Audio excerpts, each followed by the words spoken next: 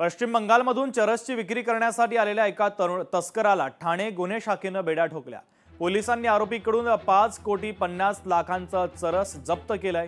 आरोपी एवढ्या मोठ्या प्रमाणात चरस कोणाला विक्री करण्यासाठी आला होता या संदर्भात मोठं रॅकेट आता समोर येण्याची शक्यता आहे। त्याच अनुषंगाने आता पोलिसांनी तपासही सुरू केलेला आहे।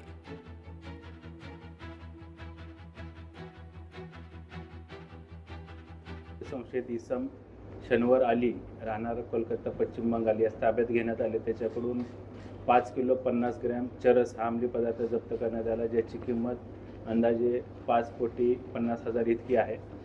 सदर इसमास अटक करून मान्य न्यायालयाने त्याला 26 नोव्हेंबरपर्यंत पोलीस कोठडी रिमांड दिलेला आहे। सदरचा इसम हा पश्चिम बंगाल येथून ठाणा येथे चरस विक्रीसाठी कोणाला विक्री करणार होता, त्यामध्ये अजून कोण इसम किंवा आरोपी संशयित कोण सामील आहेत का, त्या अनुषंगाने घटक 5 गुन्ह्याचे पोलीस निरीक्षक आणि त्यांची टीम हे अधिकचा तपास करत आहे।